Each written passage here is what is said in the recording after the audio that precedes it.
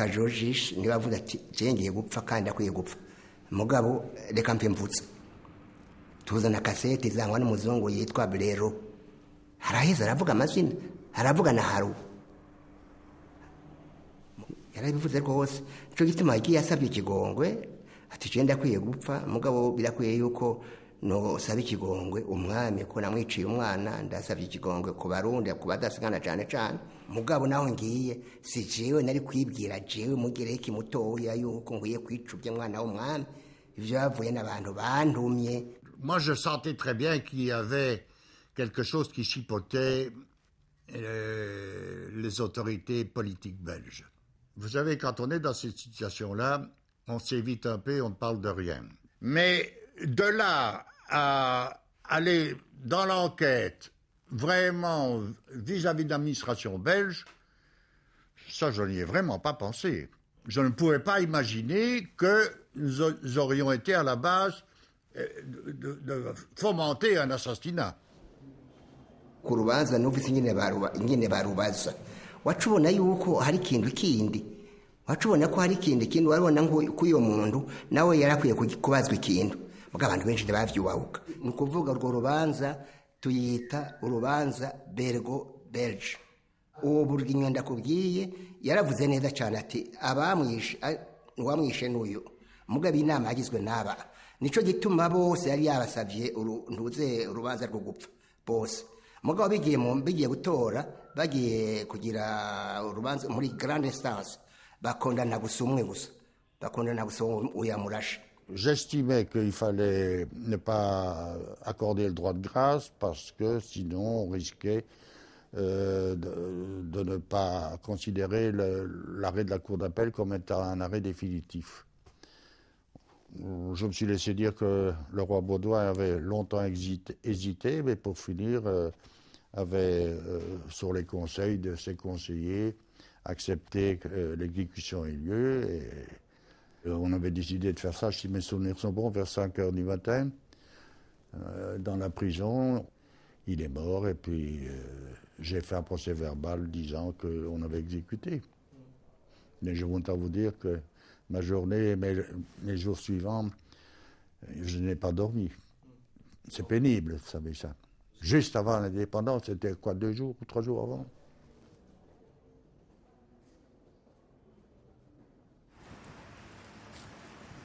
« 1er juillet 1962, le Burundi est finalement indépendant.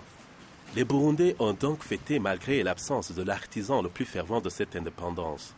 Rwagasore, absent pour cette première fête de l'indépendance, me laisse pourtant un goût amer. Anezerewe mugabo twanezerewe tubabaye ukunezerwa kubabaye nikuboneka cyane. Mubona amasanamu yo kuri independence umubyeyi we umwamikazi na papa wiwe ingene bari bameze mwaca mubona ko bababaye banezerewe n'abarundi bari banezerewe bondi bari banezerewe kuko sinzi kunezerwa nuko abangene umuntu yobifatanya kubera kuko wari karavuga ijambo ni Rwagasore yari kurivuga yarayipfiriye.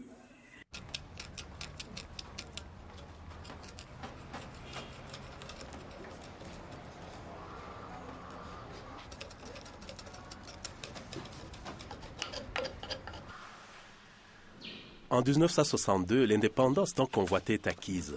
Les Burundais, maintenant souverains, ordonnent un deuxième procès sur les circonstances de la mort de Rwagasore avec des magistrats burundais qui siègent. Les photos des accusés montrent le même visage, cette fois-ci dans des costumes dignes. Mais tout comme les personnes présentes, je me demande si le verdict sera le même.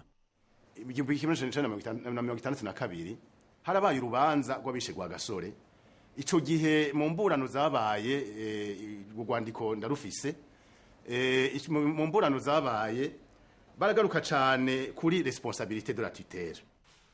Qu'ils ont joué leur dernière carte en disant oui mais l'administration on croyait qu'on était couvert parce que le résident renié M. Léonard, l'administrateur territorial qui était devenu le conseiller de Gentil d'Endereza, ont prononcé des paroles qui nous ont fait comprendre que si on assassinait Rwagasore, on serait couvert.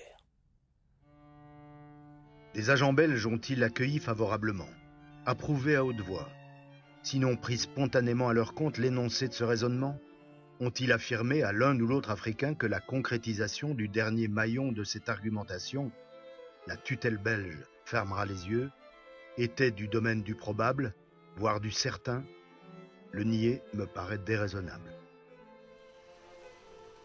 nta tohozwa ryigeze rigirwa ngo rishike kuri iyo ntumbero, mbere nta n'urubanza rwaciwe. Nico gituma rero bigoye ku muntu avyemeza canke ngo abihakane, bisaba amatohoza. La peine de mort pour 3 membres de ce qu'il a appelé le commando de tueurs, Kageorgis Naimana et Ntakicha Jean-Baptiste. La peine de mort également pour le groupe des auteurs moraux de l'assassinat, Yatru, Ntindereza Jean-Baptiste et Joseph Biroli. La servitude pénale à perpétuité pour Ntakicha Henri, 5 ans de servitude pénale pour Archaniotis et Bigirin Davi. twari tubizi yuko barinda abari mu munyororo barinda gupfa. Ibyo twari tubizi kuva kera, kuko no mu rubanza rwa mbere aho bacira urubanza rwo gupfa Kageorgis gusa, warumva ko abantu bagira ngo n'abarya ngo mbega barya bo gituma batabisha ni kuki. On a dit qu'il y avait 10 000 personnes à cette exécution capitale qu'on a fait à Kitega. Hein. Donc, c'est quand même éloigné de la capitale pour faire ça. Baciye banyongwa le 15 janvier 1963. Tubona banyongewe haji Gitega. Baburiza umwe. Hariho imeza babanza kuburizako. Hama rero bashizemwo akagozi. Puku. Agaca basunura aka kameza. Iyi meza yarahagazeko rero ihenutse aca atangura kwenena.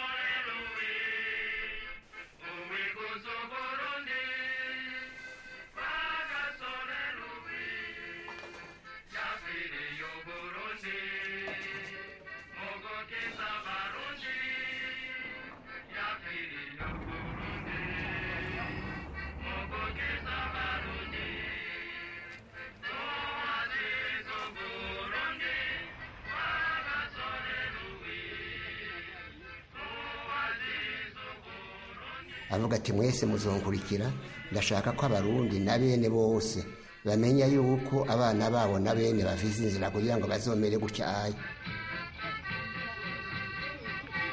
Rwagasore ni ntibagirwa ku barundi bose ubiravye, kubera ko niwe yazenyera independence. Erega tutaronka independence niwe twari gukora iki?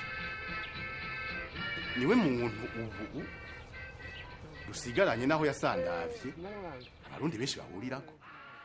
Nta muntu ndumva mbere turabe no kwintwaro zigenda zihindagurika. Yego twaragize injyane twaja mu izo kujya zo injyane z'ubuhutu n'ubututsi.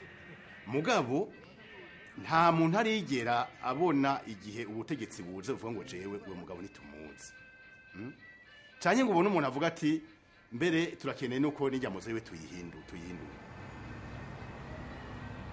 Ndi kumwe nawe ndakubwiye ko amafoto yiwe yose ari hose iwanje no mu modoka uraza kuraba turaganira yenda mu chaque fois ndiko ndaraba ifoto yiwe ndaraba kamubaza mbe ukituma wagiye ni kuki wewe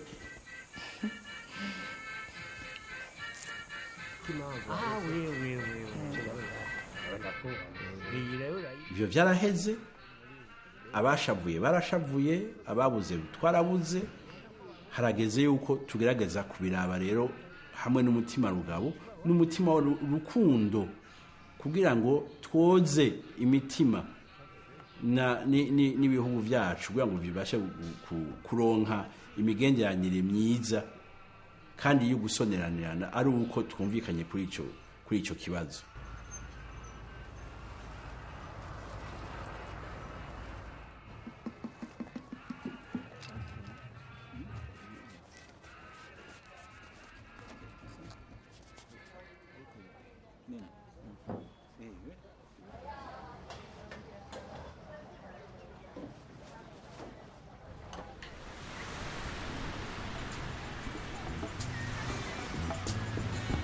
Je crois m'être rapproché du personnage Louis Rwagasore à travers tout ce que j'ai rencontré et au-delà du mythe du prince perdu.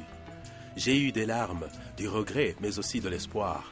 Mon cœur se serre tout de même en pensant qu'il avait mon âge, 29 ans, à sa mort, et que sa carrière n'a duré que 5 années. Rwagasore fait partie de l'histoire de mon pays. Louis et les valeurs de paix qu'il prônait. Unité, indépendance et développement. Ce sont encore ces paroles qui aujourd'hui nous permettent de croire à la réconciliation et à la paix, car comme disait si bien Rwagasore, il nous faut croire à l'immense bonne volonté qui anime les hommes de ce pays.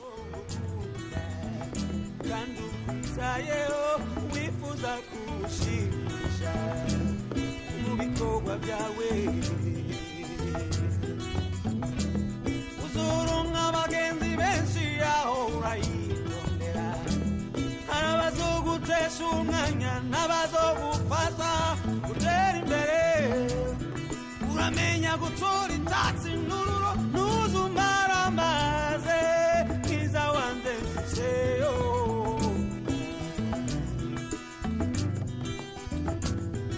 uramira iryo teka mama yatewe nanje nguze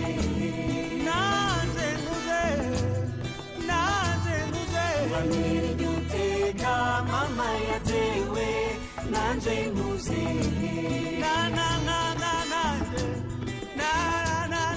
uramira iryo teka mama yatewe nanje nguze